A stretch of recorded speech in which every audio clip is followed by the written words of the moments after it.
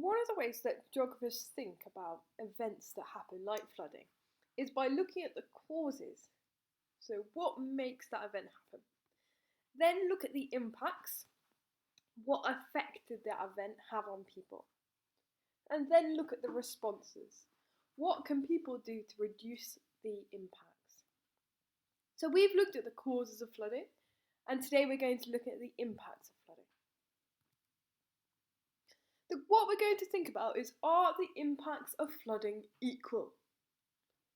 And we can categorise the impacts of flooding as social, to do with people, economic, to do with money, and environmental, to do with nature. Tell your screen which number finishes off the sentence.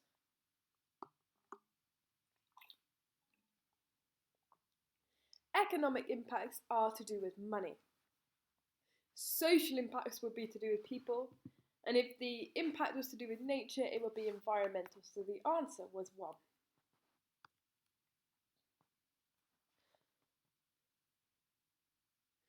Looking at the pictures, tell your screen what the social, economic, and environmental impacts of flooding you can see are.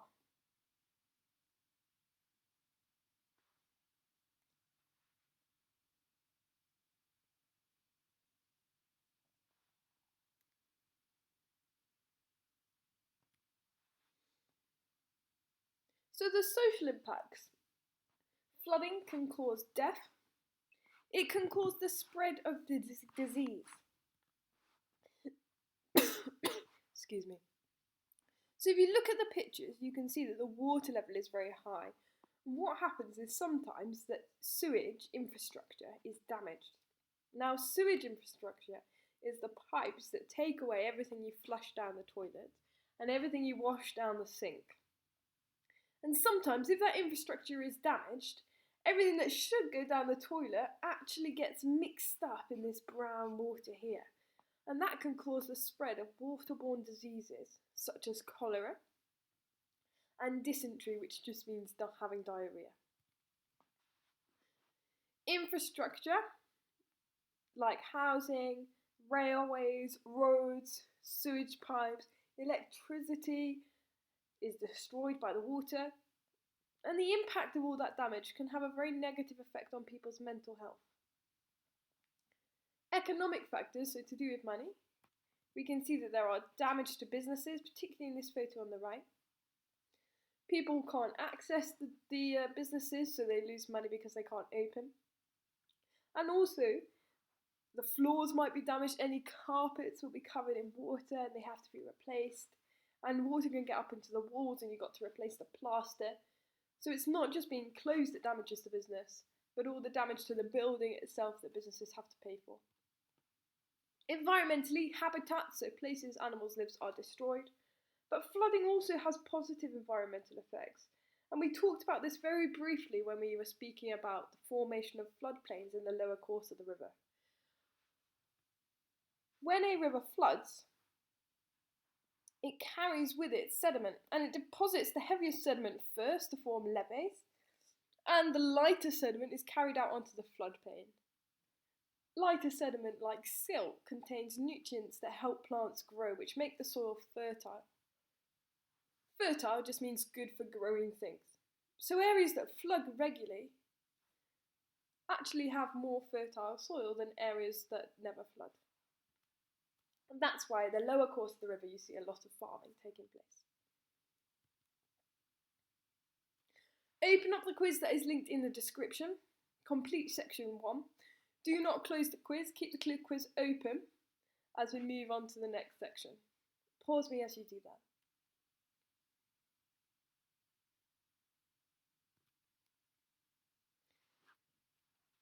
Flooding is a natural disaster. A natural disaster is an event that happens in nature that causes a lot of damage and destruction. So flooding is one example of a natural disaster. Earthquakes and volcanic eruptions might be another. The wildfires that we saw in Australia this year are another example. And things like storms, really strong winds, are also natural disasters.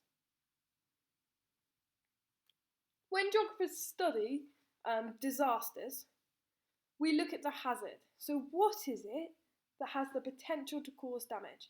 In this case, that's rivers and heavy rainfall, because they are the things that cause the flooding. We look at management, and we'll do that next lesson. What can people do to reduce the likelihood that a river is going to flood?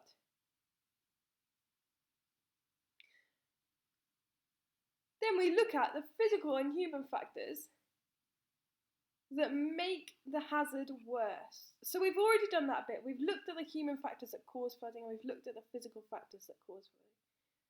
But there are also human factors that make the damage from flooding worse. And all of these things affect the risk of disaster. Now, risk means the likelihood of something happening. So if I looked at the weather forecast today, it says 18% chance of rain. So that's the likelihood that rain is going to happen. And 18% is quite a small likelihood. So I would say the risk of rain today is low. We can look at the risk of flooding in an area. How likely is an area to flood? Well, if it's an urban area with very steep sides in the valley, we know that it has an increased risk of flooding. It's very likely to flood. Whereas, if it's an area that's rural, on flat land, with impermeable surfaces, it's got a low risk of flooding. It's not likely to flood. Today we're going to look at the human factors that increase the risk of disaster. So what are the things that makes flooding more damaging in some places than others?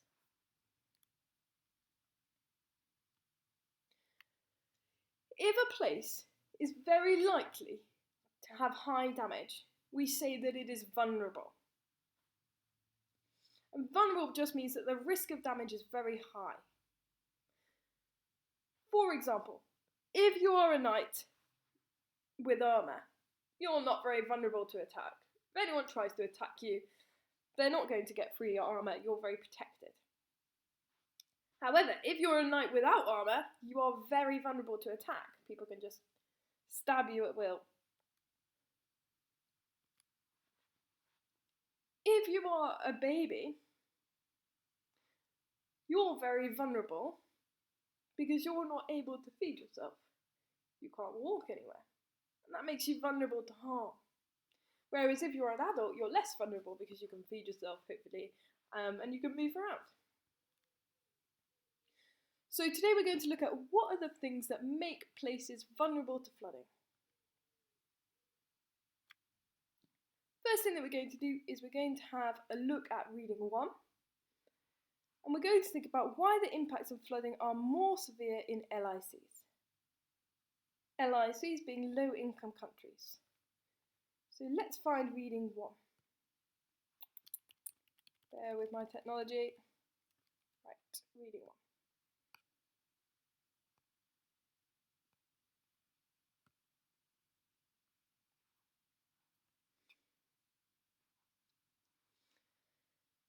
So this is written by a geography academic called Zorn, and they wrote it in 2018.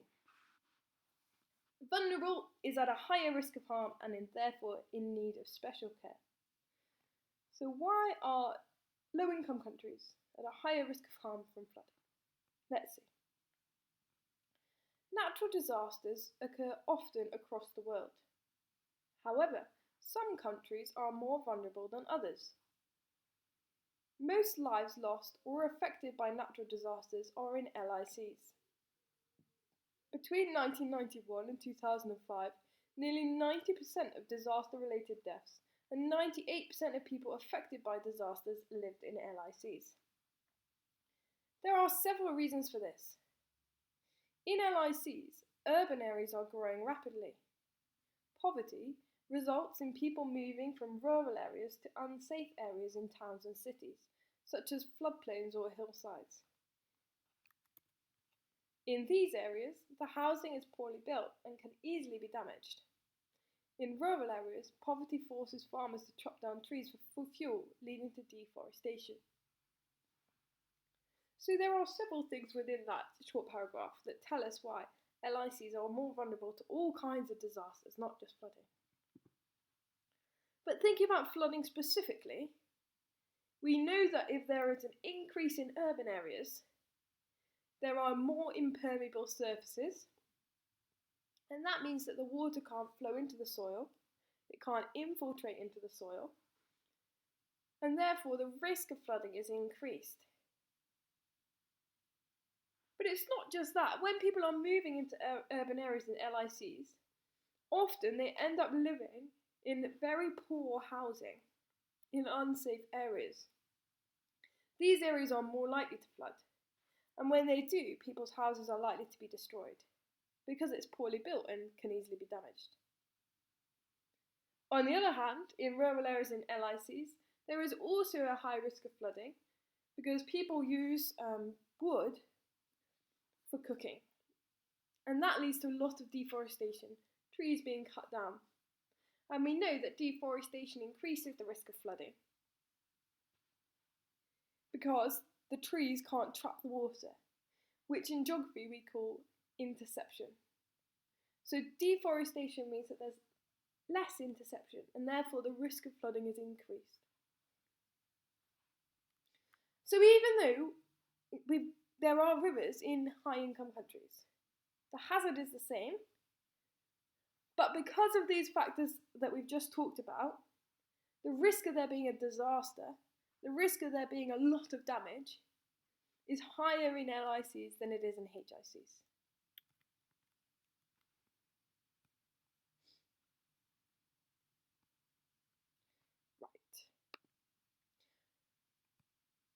What you're going to do now is complete section 2 of the quiz. Pause the video while you complete section 2 of the quiz.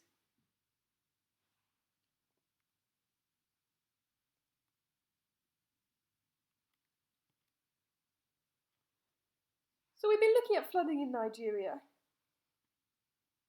And Nigeria is a NEE, but a recent NEE. So Nigeria has a much lower level of development compared to the UK. And it's a country that is just transitioned from being an LIC to an NEE. And there are several factors that make Nigeria more vulnerable to flooding. Another way of saying that is that there are several things that increase the risk of flooding being really damaging in Nigeria. Take a minute to read through the information on the screen.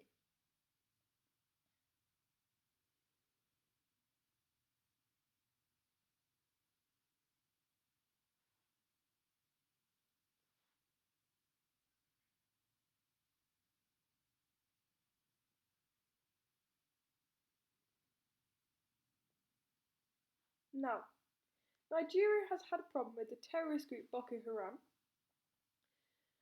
who have been attacking areas, particularly in northern Nigeria.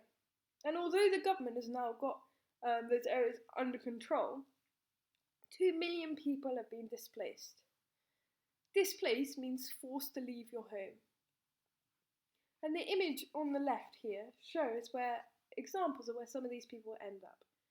And they're internally displaced camps. So people are forced to leave their home because of the conflict, and they end up living in these camps. Looking at the picture, we can see that these camps are very vulnerable to flooding because the shelters that people are living in, these tents here, are very poor quality. If this area floods, it is likely that all those shelters are going to be destroyed. And you have a lot of people living in a very small area without the infrastructure that they need already. So we've got poor shelter, we've got lack of infrastructure like clean water, electricity, sewage already. So when a flood happens, all those things get worse. Nigeria is also ranked 144th out of 180 countries, according to a corruption index. Corruption is when you use your position of power for selfish things. So you might take money that's meant to go to people in camps or people across Nigeria and keep it for yourself.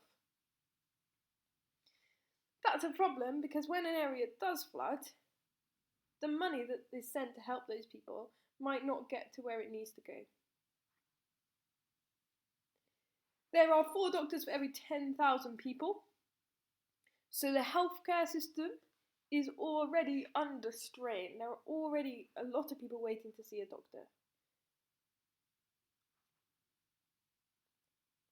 Therefore, when the floodwaters spread waterborne diseases like cholera, there's going to be even more pressure on that healthcare system, and there won't be enough doctors to help everyone who needs help. 40% of Nigerians live in poverty, so they haven't got enough money to meet their basic needs like food and shelter. And therefore, they're going to struggle when a flood does happen because they were already struggling to meet their basic needs before the flood happened. It's also important to remember, though, that 60% of people in Nigeria don't live in poverty. And the example of the housing here, that's not housing, that's an internally displaced camp. So this isn't representative of the housing conditions in Nigeria. Not all people live in camps in Nigeria. And we'll get a better feel for what the housing is like in Nigeria when we watch a video of Nigeria flooding. So although Nigeria faces a lot of challenges, such as having a poor healthcare system, such as conflict as a result of terrorist groups, such as a high rate of poverty, not all people in Nigeria are living in poor conditions. So even within Nigeria, some people will be affected more by flooding than other people. Complete section 3 as a quiz now.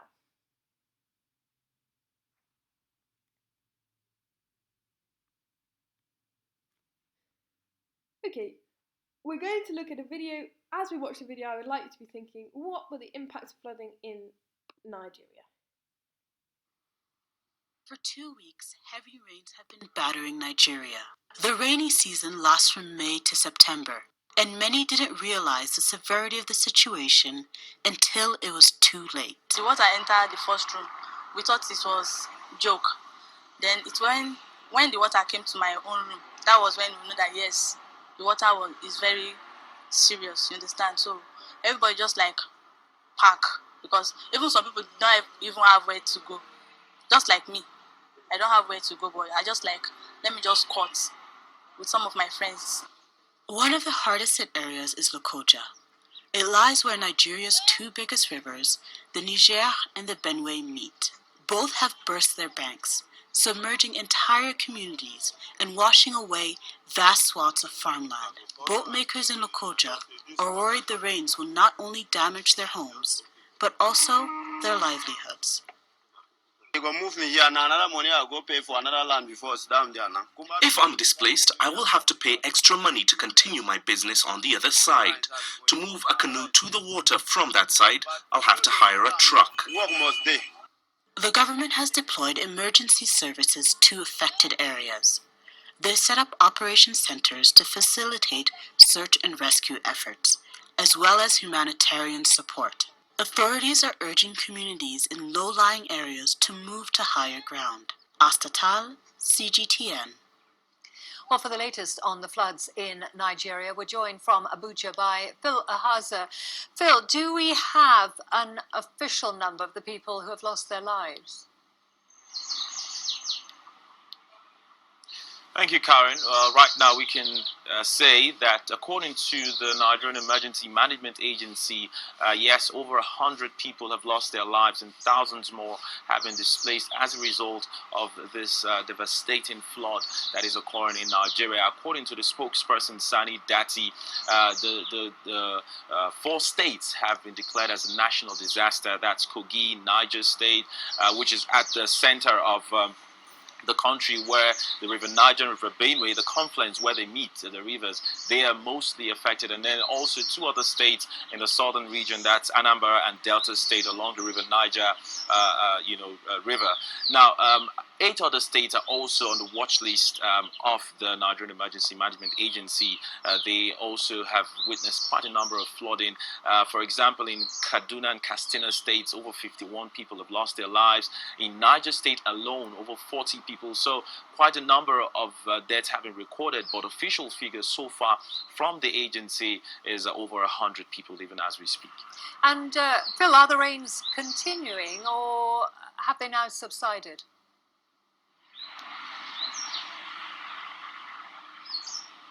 Well, relief efforts are being, carried out right now. According to the National Emergency Management Agency, quite a number of things are occurring. But if you talk about the fact that, right now, the NIMET, that's a Nigerian Meteorological Agency, has predicted more rainfalls in the subsequent weeks as we look ahead. Right now, we've had consistent rains from July till September, the month that we're in, and they are even saying that the rains will continue even up to the month of November. And this was the same case in 2012, where we saw rainfall from July to November. That's the most disastrous, flood effect or issue in Nigeria in over 40 years. So yes, and also there's an agency called the National Hydrological Services Agency. They're also warning that they're monitoring the levels actually of the confluence. It is at its highest level even as we speak. But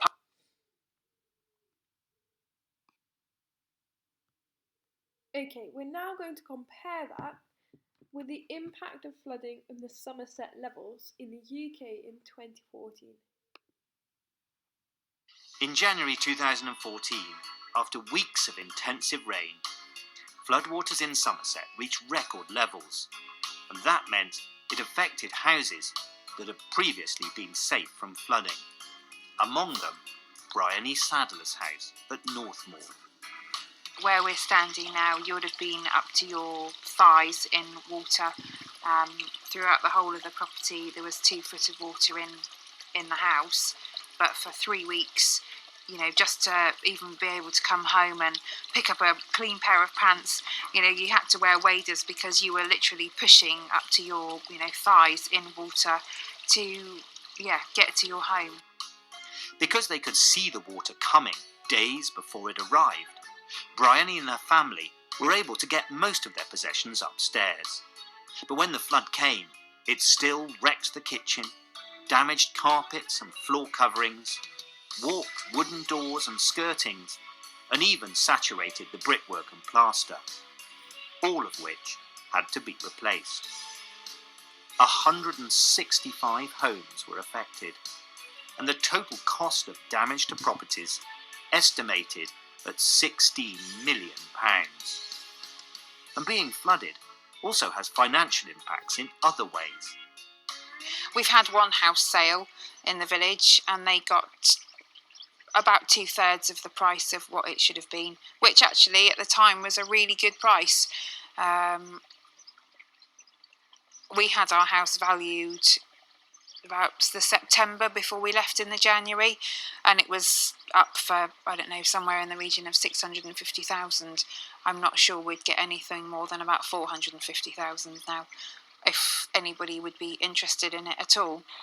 The floods have also pushed up insurance premiums, and new buyers could find it difficult to get insurance at all. But the impacts of the flood weren't just economic.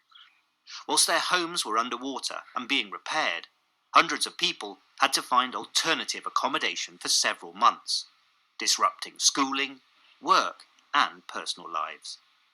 Although Bryony managed to move her animals to safety, the floodwaters took weeks to recede, and that meant they also had a significant impact on local wildlife. Before we left, we'd see, barn owls floating in the water because they've got nothing to eat, and snakes that would try and swim away from all the flood water, but they'd just drown because they'd just be so exhausted. 18 months after the flood, Bryony's house might look like it's back to normal, but the building works are still ongoing. The woodwork's cracking. Oh, I see, yeah. That's where I was going. You can see there. And the skirting's coming off. These are really good. But some of the effects will take even longer to shake off. Ask almost anyone who's experienced a catastrophe like this, and they'll tell you the worst impacts are the emotional and psychological ones. 6 months on now, the thing that I find the hardest is your mental state. People's mental state is so massively affected, and I think probably will be for, I don't know yet. I can't put a time limit on it, but people you can't take in everyday life and everybody else's day-to-day problems. You're still, because we've been through so much, it still really affects you.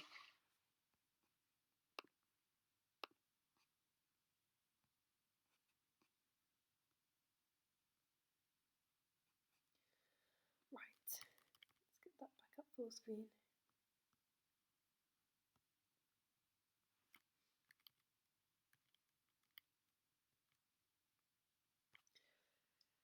So there are some major differences between the Somerset Levels floods in 2014-2015 and the Nigeria floods in 2018.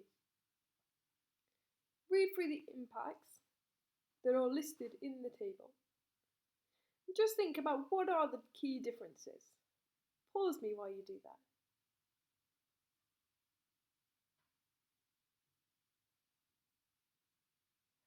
In the Somerset Levels, there are a lot fewer deaths. We've got 0 deaths compared to at least 200 in Nigeria. The amount of homes that were flooded is much smaller, 600 homes flooded, whereas in Nigeria at least 200,000 people were made homeless because their homes were flooded.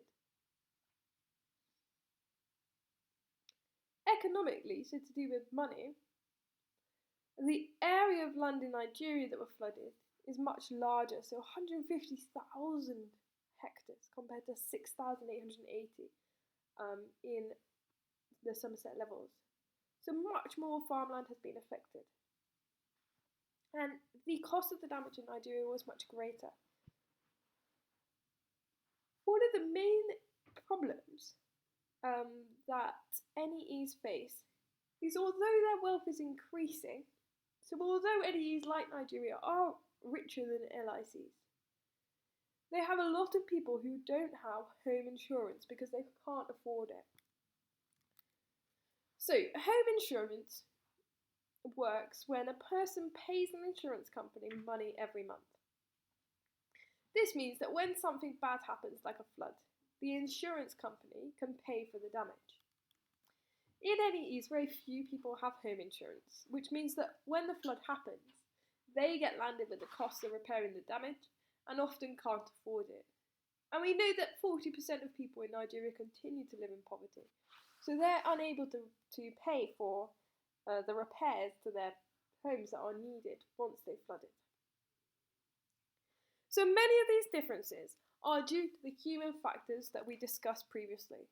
The fact that there's more poverty in Nigeria, the fact that the quality of infrastructure is much lower, means that there is going to be more damage.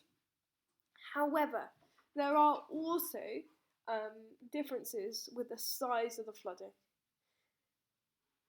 The Benue and Niger rivers in Nigeria are much larger than the River Parrett and the River Tone in Somerset. Somerset is a small area within the UK, whereas in the 2018 floods, the majority of Nigeria, a whole country, was affected. So we can see that these differences are the result of physical factors such as the size of the flooding and the amount of rain received and the size of the rivers, as well as human factors such as poverty. Now is your final quiz. Complete section 4.